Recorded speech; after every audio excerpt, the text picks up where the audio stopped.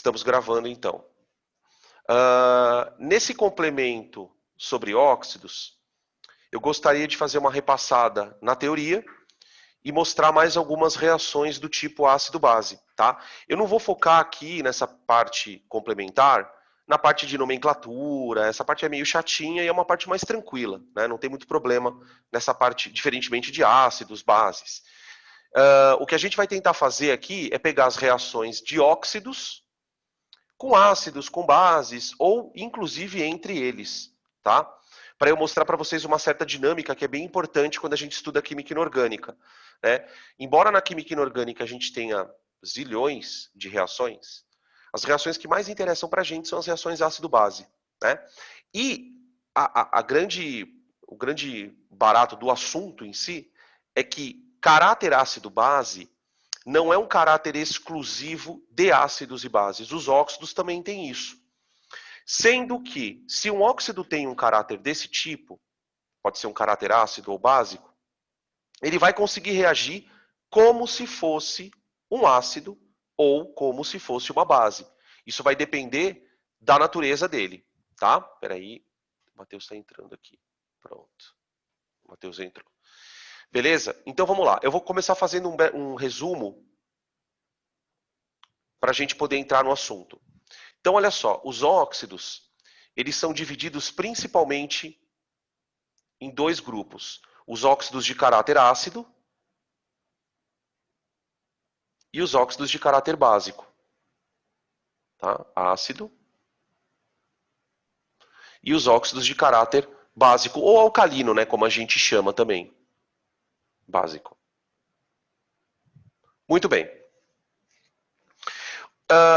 Primeiro problema, né? Como é que a gente reconhece a natureza de um óxido? É claro que o que eu vou falar aqui para vocês é uma regra, e como toda regra, ela tem as suas exceções. Mas, como a gente trabalha dentro desse universo do vestibular, dificilmente caem exceções. De tal maneira que você pode usar essa técnica que eu vou te mostrar para poder reconhecer um óxido ácido ou básico. Tá? Bom, vamos lembrar que óxidos ácidos, eles são geralmente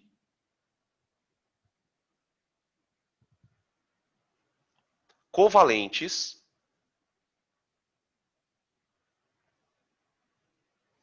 e os óxidos básicos, ou de caráter básico, são geralmente iônicos.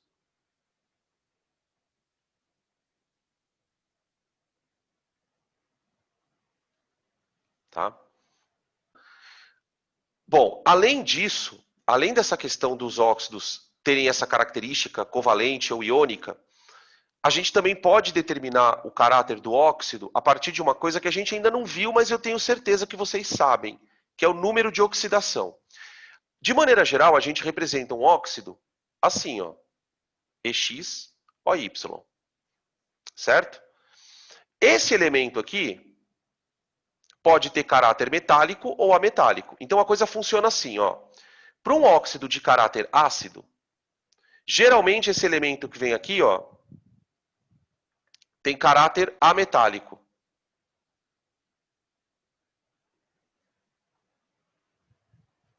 Então tem alguns elementos bem famosos aqui, né? A gente pode citar aqui, ó, o carbono, que forma o CO2, o enxofre, que forma o SO2 e o SO3, o nitrogênio, o fósforo. São elementos que formam óxidos de caráter ácido, tá? Então aqui nós temos óxidos de caráter ácido. Os óxidos básicos são geralmente de caráter metálico.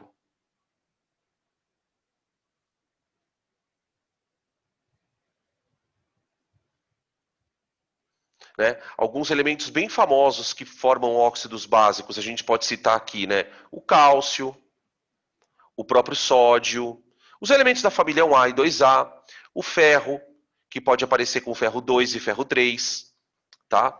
Beleza? São óxidos de caráter ametálico. Esses tendem a formar base. Então são óxidos de caráter básico, tá?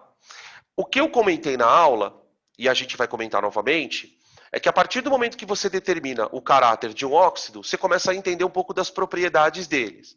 Então a coisa funciona assim, olha, um óxido, ele pode reagir com água,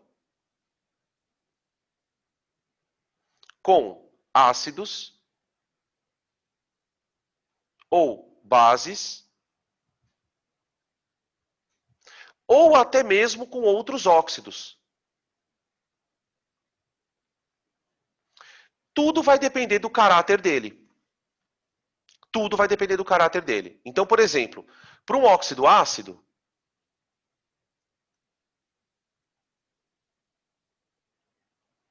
a gente tem algumas reações possíveis. Um óxido ácido ele pode reagir com água, ele pode reagir com uma base, ou pode reagir com outro óxido, só que desde que esse outro óxido seja de caráter básico.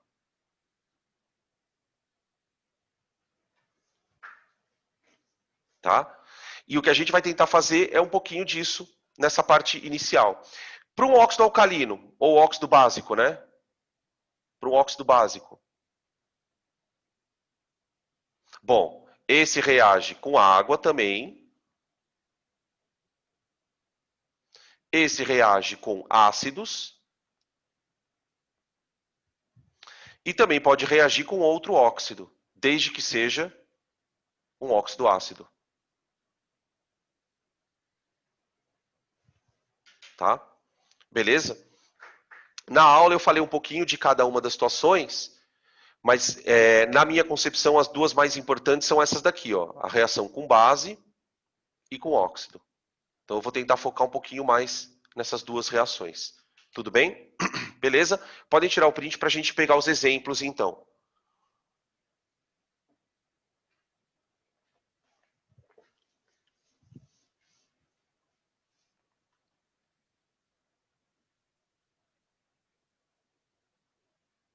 Então vamos lá.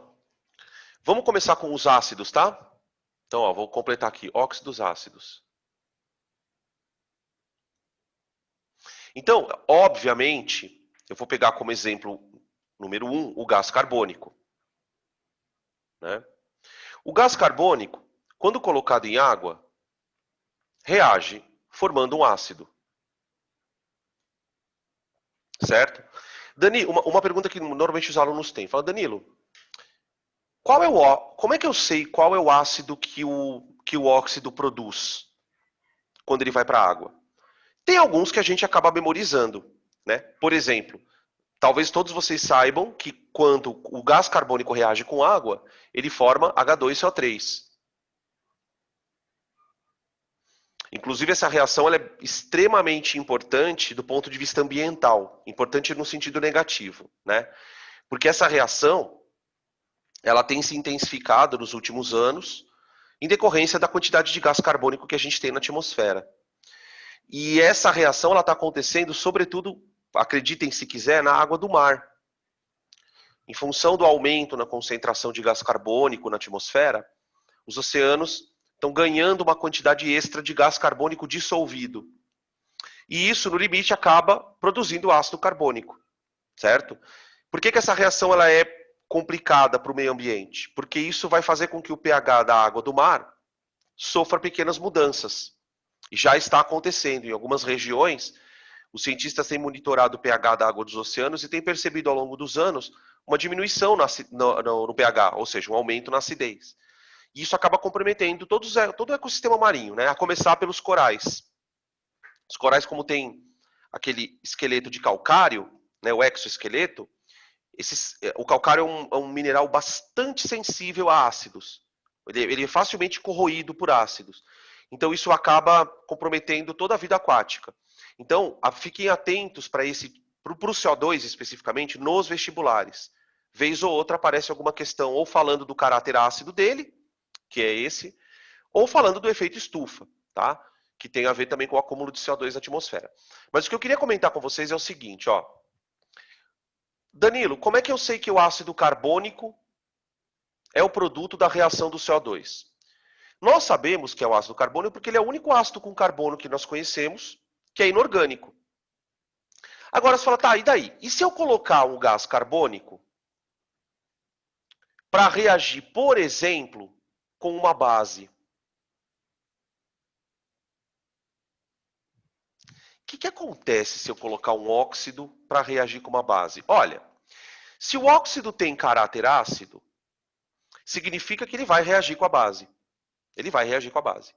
E a reação dele com a base é uma reação de neutralização como outra qualquer. Ou seja, eu devo esperar aqui a formação de sal e água. Sal e água. Sal e água. E aonde é que está a dificuldade da história?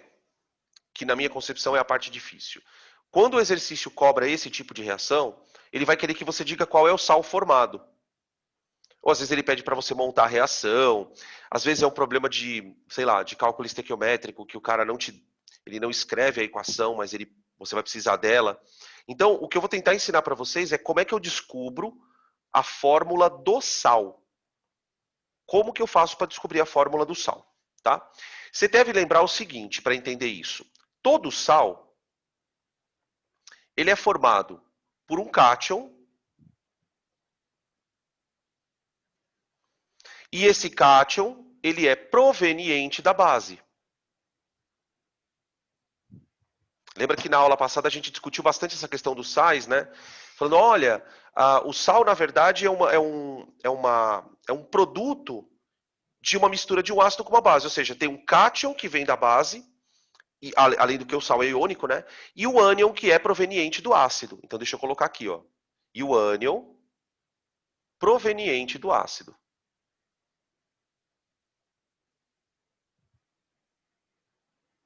Opa, ânion, né? Aqui é ácido, perdão. E aqui ânion. Aí você fala assim, tá, então eu vou usar essa ideia para montar o sal, certo? O que a gente vai pensar? Olhando ali na nossa reação, quem é que está atuando como base? Ah, quem está atuando como base é o NaOH. Então, na hora que esse sal for produzido, certamente o cátion dele vai ser o sódio. Tudo bem? Beleza. Então é alguma coisa de sódio. Aí é que vem o problema. Esse alguma coisa é o que, Danilo? Bom, quem é que está fazendo o papel de ácido? Quem está fazendo o papel de ácido, na verdade, não é um ácido, mas é um óxido que se comporta como um ácido. E essa coisa do comportamento é um negócio meio estranho de falar, né? Principalmente se você está estudando química, né? Porque você fala em comportamento, você pensa em pessoas. Né? O que um óxido faz é reproduzir, presta muita atenção nessa frase, o óxido, ele reproduz o comportamento de um ácido. Que ácido? O ácido compatível com ele. Como assim compatível, Danilo? Qual é o ácido correspondente ao gás carbônico, quando você põe o gás carbônico na água? Não é esse ácido aqui? Então, sabendo que esse ácido é o ácido produto do CO2, eu vou fazer de conta que na minha reação, quem está reagindo é o H2CO3. Então é como se o óxido, eu vou fazer um exemplo meio besta, tá? Mas é como se o óxido imitasse um ácido. Então, na hora vamos dizer assim, na hora de ele imitar o ácido, ele pensa assim, que ácido eu vou imitar? Ah, eu vou imitar o ácido do meu elemento, que é o carbono. Então, quando um ácido carbônico reage para formar um sal, qual é o ânion que ele produz, galera? O ânion do ácido carbônico é o carbonato.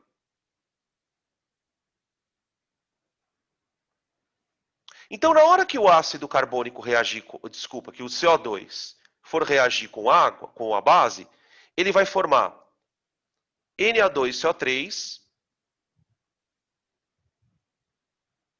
mais água. E aí tem muita gente que fala assim, Danilo, peraí, mas tem alguma coisa muito estranha nessa história.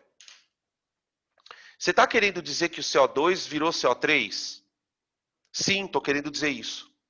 O que está faltando aqui, que pode estar tornando a compreensão um pouco estranha, talvez seja a falta do balanceamento. Né? Então percebam que para eu montar a reação, eu tenho duas preocupações. A primeira delas, tentar imaginar qual seria o produto. Veja que na hora de montar o produto, eu tomei bastante cuidado com o balanceamento de cargas. Né? Se você olhar na fórmula lá do carbonato de sódio, está lá Na2CO3. Você fala, mas por que tem dois sódios? Por causa do balanço de carga. Depois que você montou o produto, vem a segunda preocupação. Qual a segunda preocupação, Danilo? Balancear a reação. Tá bom? Então, para balancear, eu vou fazer tchararã, para balancear o sódio. Tá? O carbono está balanceado, aqui eu tenho 4. Já deu balanceio, ó, já deu. Já deu balanceio, é boa. Tá, ó, um aqui e um aqui. Então, por exemplo, o que seria legal você guardar? Toda vez que o CO2 reagir numa reação ácido-base, toda vez, ele vai formar carbonato. Toda vez. Tá? Você pode falar para mim assim, Danilo, ele poderia formar também bicarbonato? Poderia. O CO2 ele pode dar origem a carbonatos, mas também pode dar origem a bicarbonatos. Ah, mas como que eu vou saber? Aí o exercício tem que te dizer. Se ele não fala nada, você supõe que ele vira carbonato. Tá? Você supõe... Inclusive, aí vai uma curiosidade. Você sabe que os chineses estão dominando o mundo, né? Já faz um bom tempo. E eles têm projetos de engenharia assim, colossais, né? Tipo, por exemplo, um dos projetos dos caras é tentar diminuir a emissão de CO2 através de filtros gigantes que fariam uma filtração, entre aspas, esse termo filtração, entre aspas, porque gás não se filtra, mas o termo que se usa é esse, né? Eles propõem a construção de megafiltros para reter o gás carbônico quimicamente. Por isso que está errado eu falar filtração, né? Porque a filtração, ela na verdade é um processo físico. Como seria essa filtração química? Você faz o CO2 passar por dutos nos quais as paredes dos dutos estão impregnadas com substâncias desse tipo, bases. Bases. Qual a vantagem? Se você faz o gás, isso aqui é um gás, né? Passar em contato com a base, ele vira um sal que é sólido. Então você retém quimicamente, tá? Nas missões espaciais, os filtros de ar que os astronautas utilizam para reter o CO2 tem exatamente esse princípio químico. É um filtro que vai fazendo o ar circular dentro do lugar, né, da cápsula, e a hora que o ar entra rico em CO2, ele passa em contato com uma substância básica e aí ele é retido ali.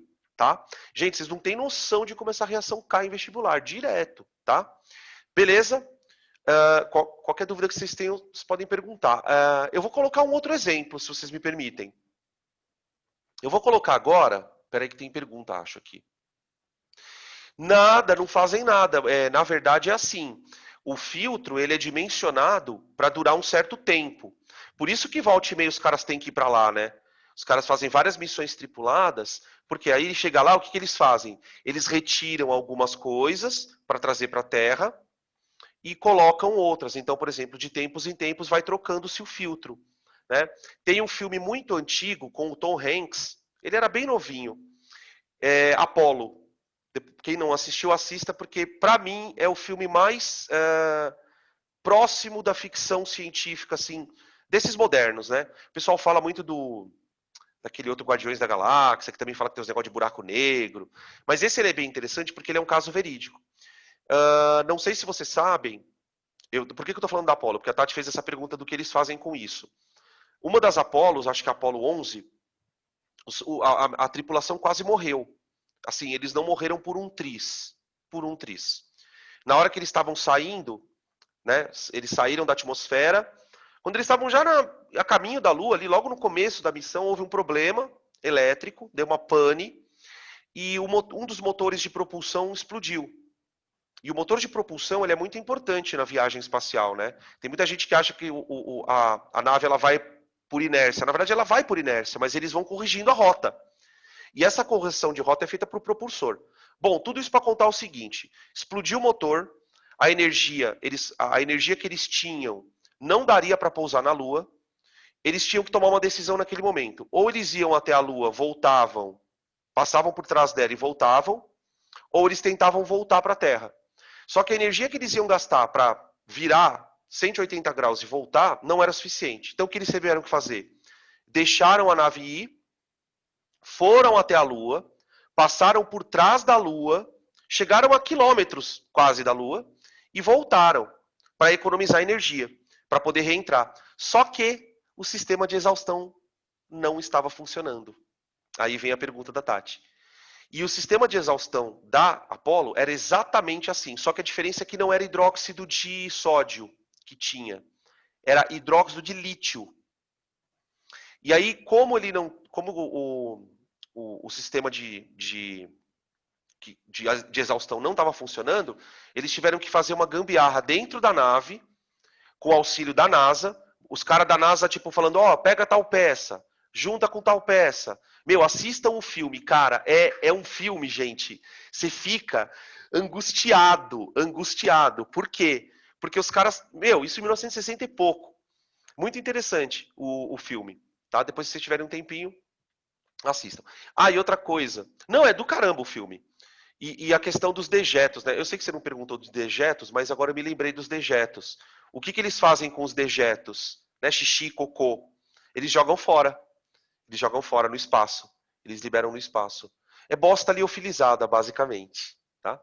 Bom, voltando aqui, gente. Eu vou colocar um outro composto para reagir com uma base, tá? Agora, eu quero reagir SO2 com CaOH2. Aqui tem uma dificuldadezinha a mais, pelo seguinte. O CO2, quando reage com água, ele forma ácido carbônico, certo? Então, o que eu fiz? Para reagir um óxido com base, eu tentei imaginar, bom, qual é o ácido que ele vai imitar? Agora, tem alguns óxidos, como por exemplo o enxofre. O enxofre é um elemento meio chato, por quê? Porque o enxofre ele pode formar dois ácidos. Ele pode formar o H2SO3 e o H2SO4.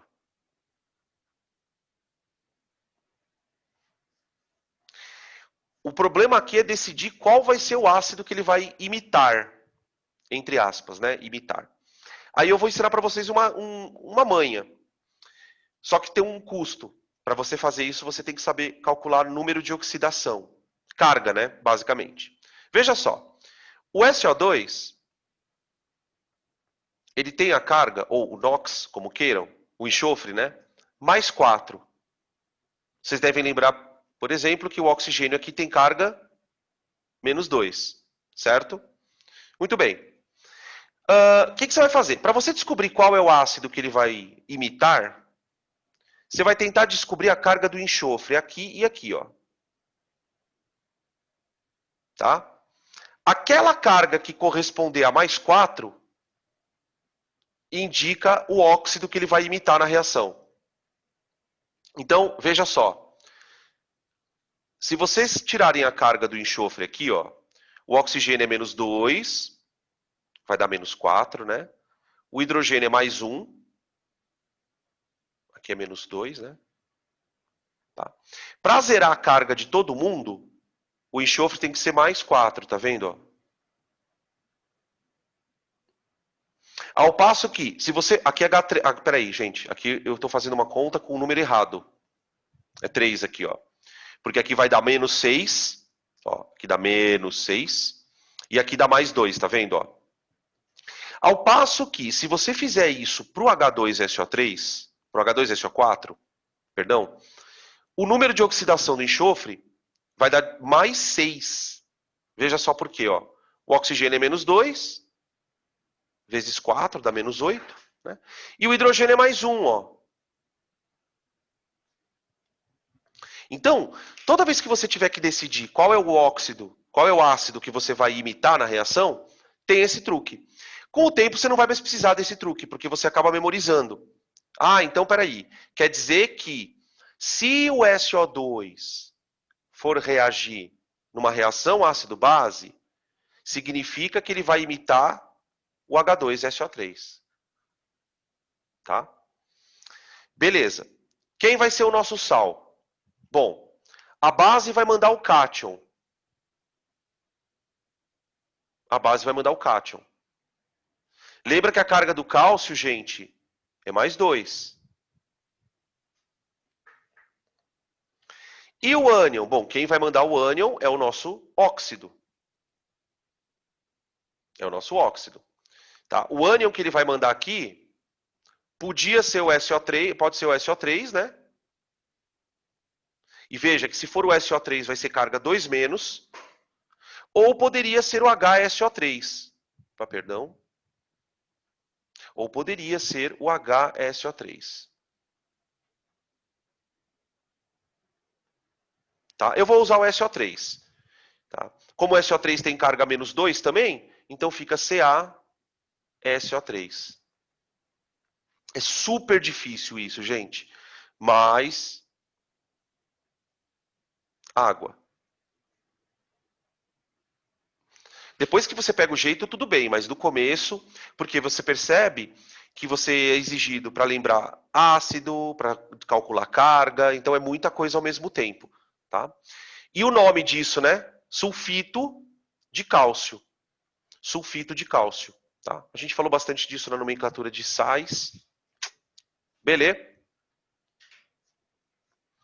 Podem tirar print aí.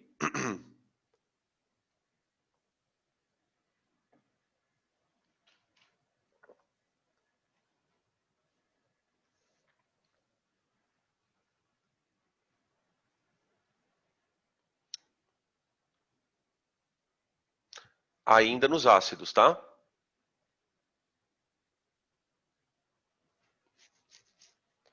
Agora eu vou pegar um bem difícil.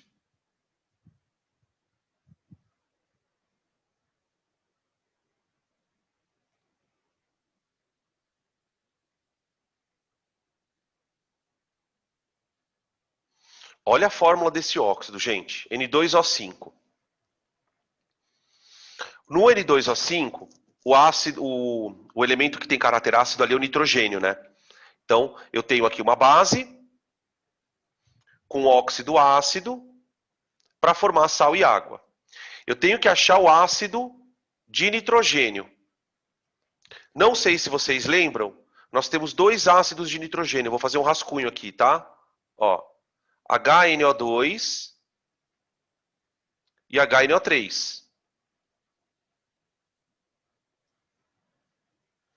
Qual ácido eu vou imitar? O nítrico, que é o mãe, né? Ou o nitroso? Bom, o que eu vou fazer? Eu vou calcular o NOx do nitrogênio e ver qual deles bate o NOx que eu tenho. O nitrogênio aqui, gente, ele é mais 5. E o oxigênio é menos 2. Tá? Vamos lá. Esse nitrogênio aqui, vê se você concorda comigo. Ele é mais 3. O oxigênio é menos 2, né? E o hidrogênio é mais 1. E esse aqui é mais 5. Ó ele ali.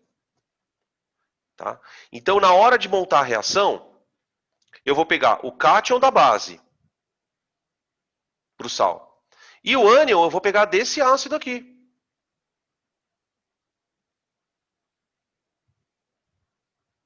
Tá? Quem é o ânion dele? É o nosso amigo nitrato, né? É o nosso nitrato. Então você vai ter isso aqui, ó. KNO3 mais água. Tá? Beleza? Aí balanceamento, né?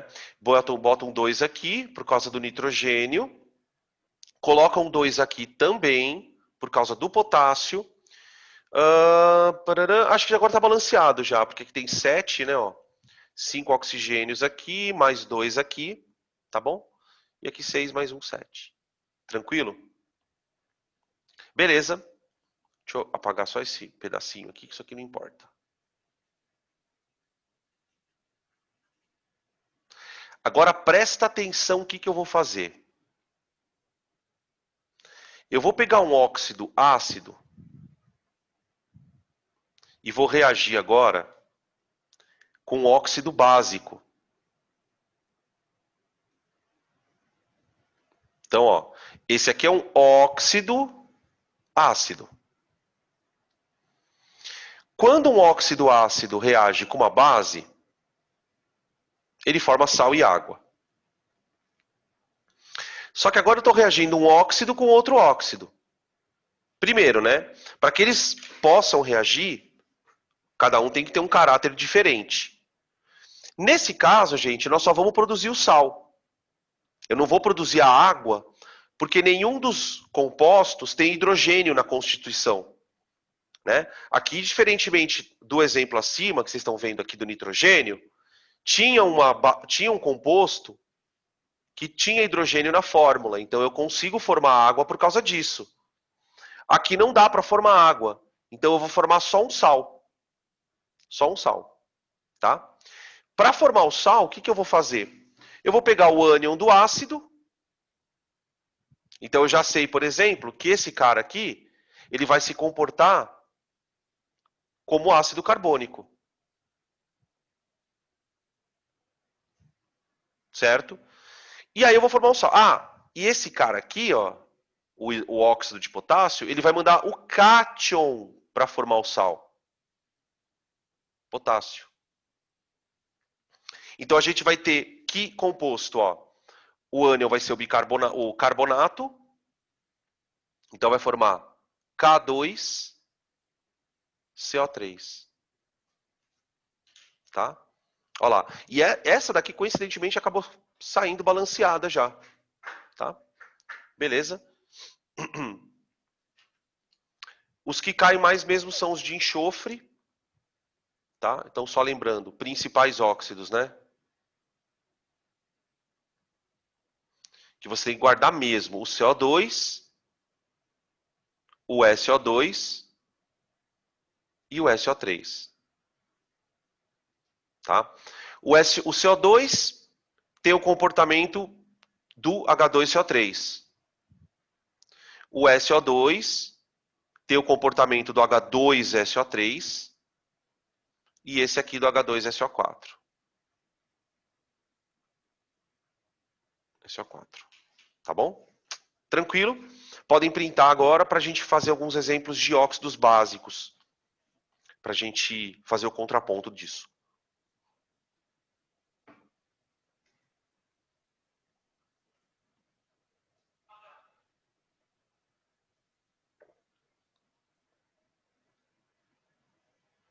Óxidos básicos, gente.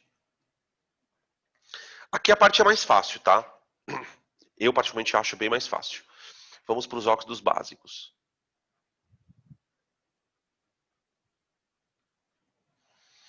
Tá, os óxidos básicos, eles são bem limitados também, não tem muitos exemplos, assim como os ácidos. Tá? Geralmente são óxidos da família 1A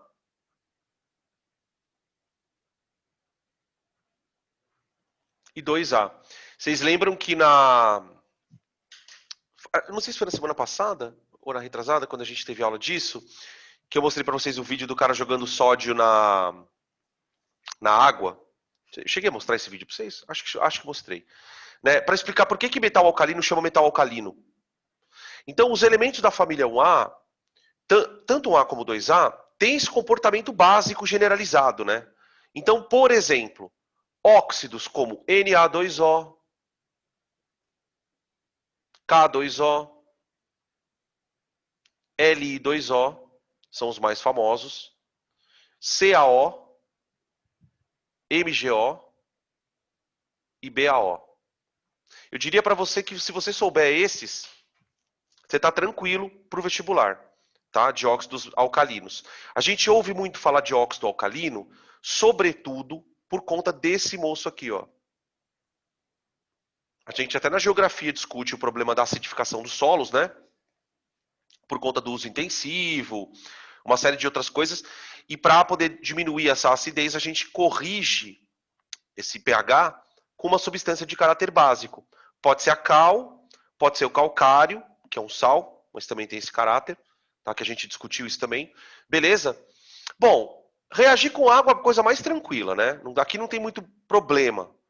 O problema é quando você reage ele com coisas assim, por exemplo, ó. Vamos lá. Eu vou reagir. Opa. Perdão. Olha o costume de botar uma base aqui. Eu vou reagir cal com HCl. Pronto, vamos pegar uma reação bem simples. O que dá a reação de cal com HCl? Bom, vai dar um sal e água. O sal, vamos montar o sal. Para montar o sal, eu vou pensar assim, olha, eu tenho um ácido de verdade, né? Agora não tem ninguém que está imitando o ácido, que vai mandar daqui o ânion.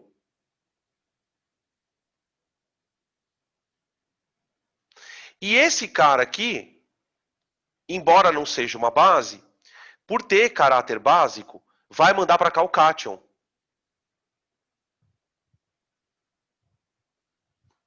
Tá? Quem é o cátion aqui, gente? Ah, é o cálcio, é o metal. Quem é o ânion? Ah, o ânion é o cloreto, é o não metal. Tá? Com carga -1. Então, o nosso composto, sal, vai ser CaCl2. Olha lá. Tá? Mais a água. Claro que aqui a gente vai ter que balancear por causa dos hidrogênios e do cloro, né? Então, ó, 2 cloros. Tá? Beleza? Eu, particularmente, como eu falei para vocês, é mais fácil você montar a reação com o ácido em si do que com o óxido ácido. Porque quando vem o óxido, tem esse problema de você tentar achar quem é o composto correspondente. Tá? Vamos pegar mais um exemplo, a gente fez outros ali, né? Vamos pegar com o Mg. Vamos pegar com o da família 1A, vai. Ó, eu vou pegar um bem difícil agora, hein? Difícil no sentido do balanceamento. Ó. Vamos pegar aqui, ó.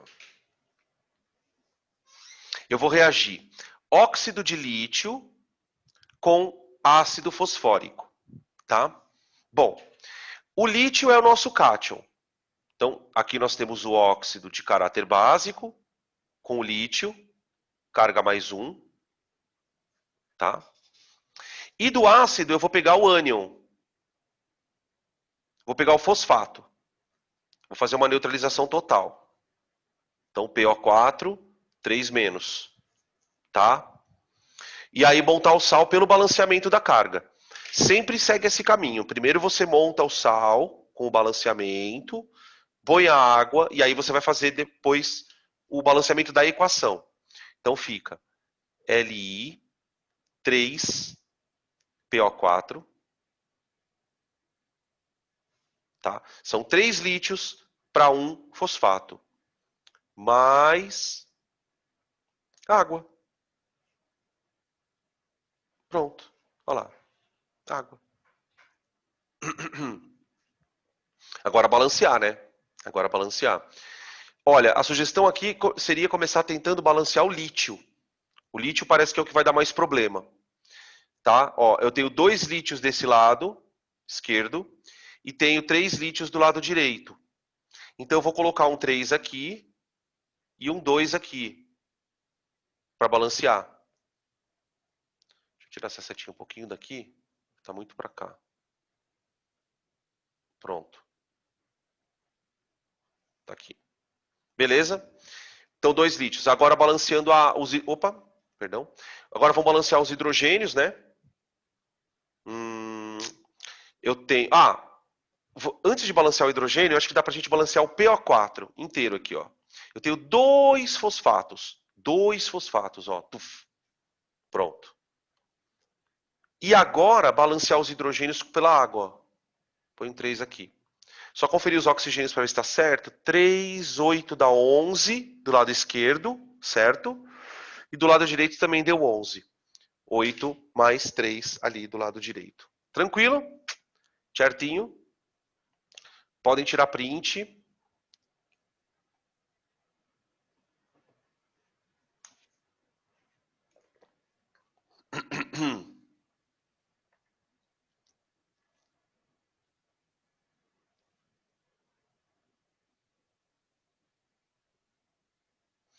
Bom, para encerrar essa discussão de óxidos, eu preciso falar de uma coisa que também não tem no vídeo. Isso que eu falei tinha no vídeo, mas tem uma parte que eu deixei para falar, sim, ao vivo mesmo. Falar um pouquinho, gente, de peróxidos.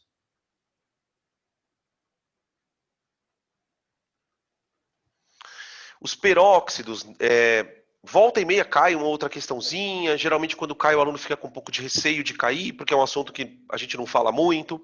E não falamos muito também porque não é uma coisa lá muito importante, né?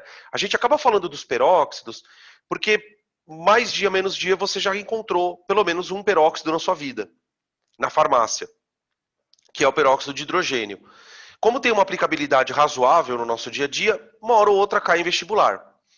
Então, eu vou falar um pouquinho o que tem de especial nesse tipo de composto que pode aparecer no vestibular.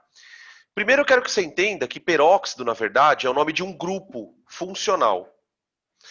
Grupos funcionais são partes de moléculas que nós usamos para poder identificá-las.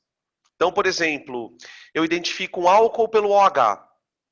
Eu identifico uma cetona pelo C-O. Eu identifico uma base pelo OH ligado a um metal. Então, geralmente, para identificar um tipo de composto, a gente tem um marcador na molécula.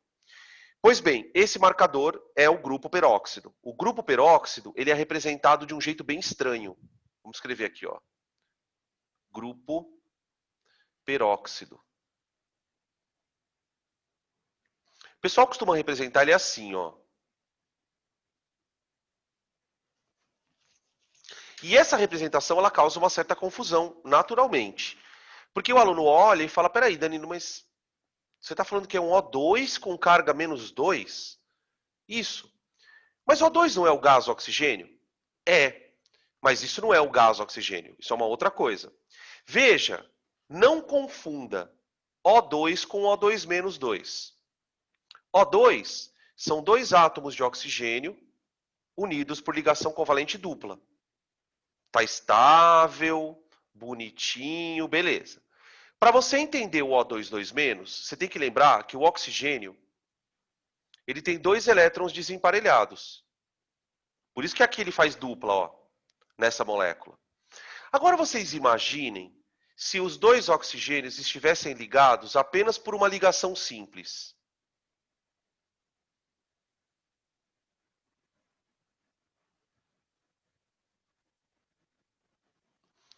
Você concorda comigo que essa estrutura, para se estabilizar, precisaria de mais dois elétrons? Isso é o grupo O2-2-. Quando esse grupo se liga, por exemplo, com um metal de um lado aqui e um outro metal aqui do lado, ele recebe os dois elétrons. Esses dois elétrons eles podem vir via ligação iônica de alguém que doou, via ligação covalente. Nós representamos o grupo assim, ó. Peraí, opa. O, traço O, tum, tum. Tá? Geralmente, quem são os elementos que vêm aparecendo aqui? Então, formam peróxidos.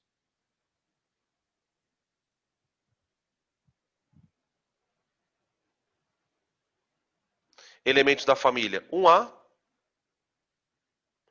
2A e o hidrogênio, viu, gente? Não tem muito exemplo, não, de peróxido. Tá? Por exemplo, olha as coisas que eu vou escrever e ver se vocês entendem. Na2O2.